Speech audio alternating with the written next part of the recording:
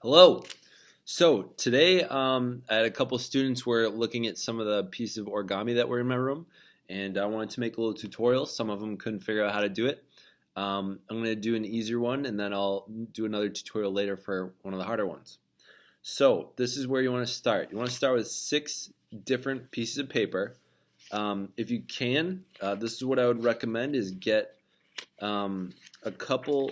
You want to get 3 different colors, right? These are not actually perfectly the same. This is kind of a red. This one right here is kind of a lilac purple. And then these two are pretty close to pink. So get 6. You want to get 6 squares, right? And preferably try to get 2 colors. 3 total colors, 2 pieces for each color. All right. So the first thing we're going to do is called a water bomb base. So what you're going to do, you're going to take this, fold it in half diagonally. All right, match the corners. You want to see that those are pretty close. All right, doesn't have to be perfect. Beginners, it definitely doesn't have to be perfect. It's better that you finish it off than have it perfect. All right, so it should look like that. All right, then fold that in half the other diagonal way.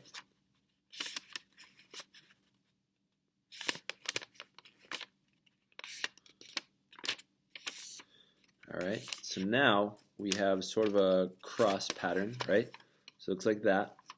Alright, now one of the things I like to do is I hold in the middle there, and then I start to push it out like that. It might not make sense, but I'm pushing like this, and all of a sudden it's going to give me this sort of pyramid looking shape. Alright, so once I get that, I want to actually crease that down. So this right here is called a water bomb base, and what I'm going to ask you to do is actually, now that you have this pyramid, right, you have it like this, I want you to do it, take the flaps, and crease it the other way as well.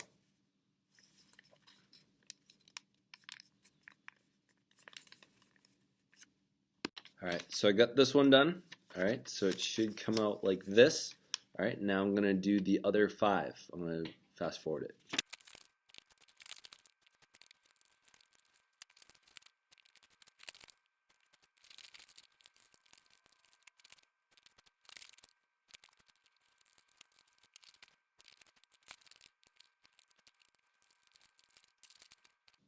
So we have 6 total, right?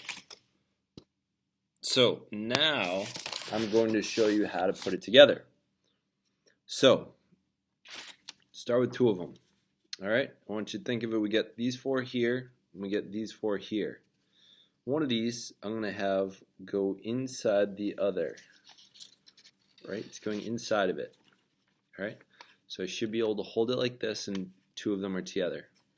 Now, as if coming in from a 3rd dimension, I want this one to go inside of the one that, so the red is outside of the purple, purple is inside the red. Now I'm going to take the pink, put the pink inside the purple, and put the red inside the pink.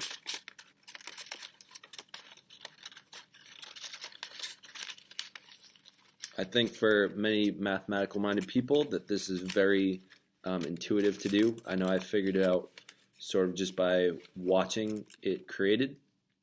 Alright, so now I have the red inside the pink, right? And then I have the pink inside the purple.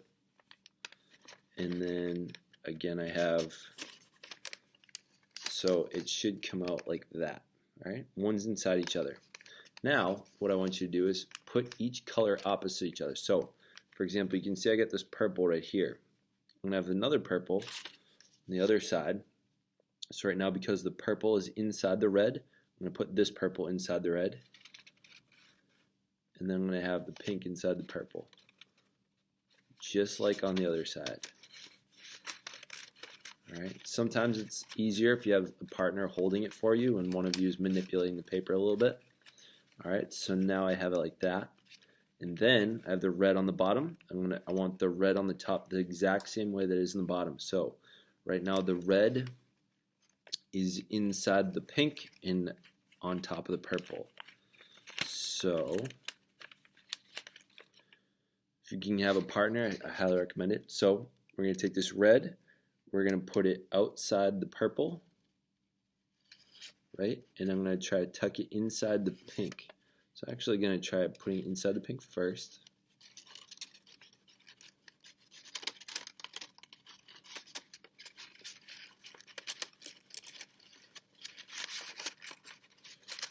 Alright, so now I have the red inside the pink and outside the purple. Now for my last piece. Alright, I'm going to finally, I'm going to put the pink just like on the bottom, so the pink is covering the red, purple is covering pink. So this is the hard part. This one, I'm gonna say kind of good luck with it. Alright, so I'm going to put it on top of the red, right? Right now it's covering the purple. I'm going to tuck one at a time.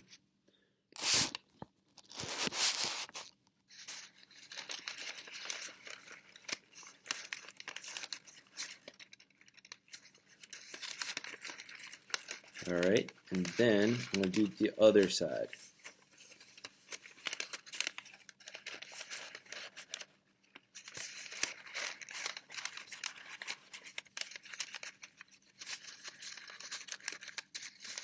There you have it.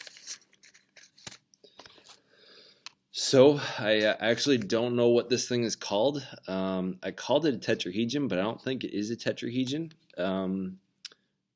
Technically, it has, let's see, it has 8 sides to it, I guess. Like if this were a flat plane, if this were a flat plane, then there's 8 of them.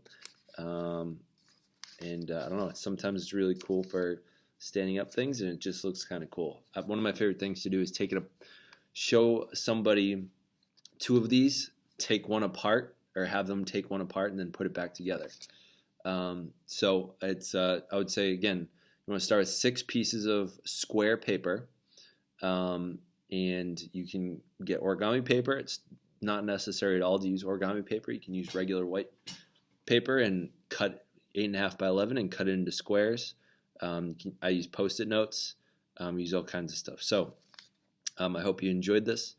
If anyone knows what this is called, post it in the comments. I don't know what this is called. And I hope you enjoyed origami as much as I do, and I'll post more of them. Stay weird.